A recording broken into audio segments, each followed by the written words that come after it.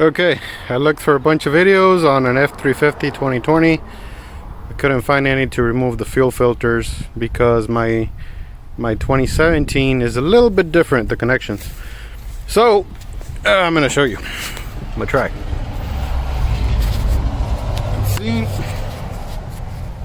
Okay, this one right here. If you press this up, just press it up like this. This one should be able to push out. Just remember to keep the pressure on this one over there, but it already came out. Ah, damn it, I pushed it back in. Doesn't matter. This is what I had a hard time doing. If it's all the way in, right there, you're thinking, how am I gonna squeeze it? The instruction says to squeeze it, but it touches that plastic. I couldn't figure it out either, so just press this up. I know it's gonna touch the plastic, doesn't matter. Just press it up and push down and out. There you go. It's easier if you press up, and then with a flat head, the top part is just easier. It's just that I need both my hands right now.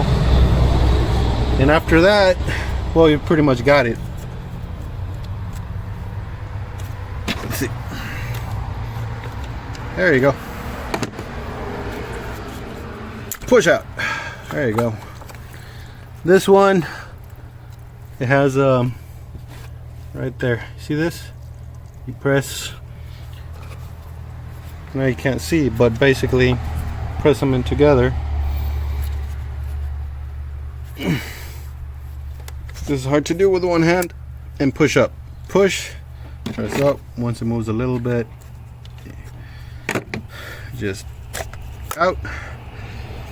And this one, see the little green lever right there?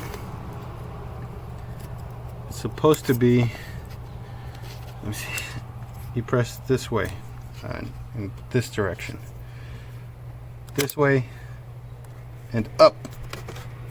Like I said, it's easier with both hands. Oh, it has two, so both of them, and then up.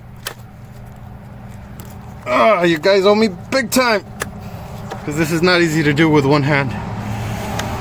I think I got it. So if I come in here, there you go. Now it's just straight out. That's it. And then you twist this way, that loosens it, and just pull out. That's it. Installation is the exact opposite.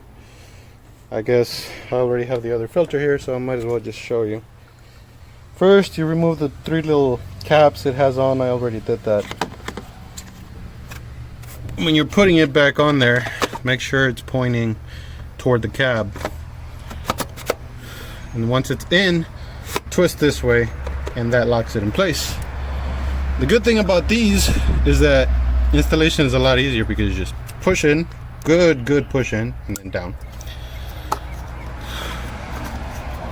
And these,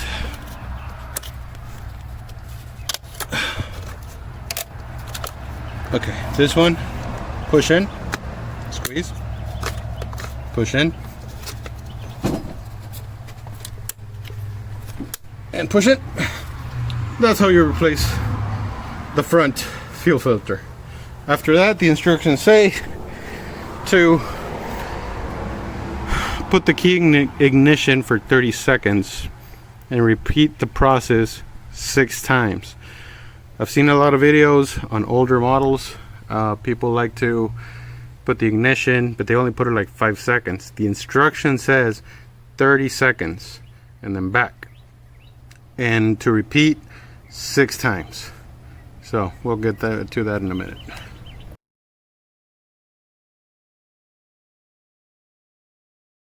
Okay, you know, actually, my phone's off now.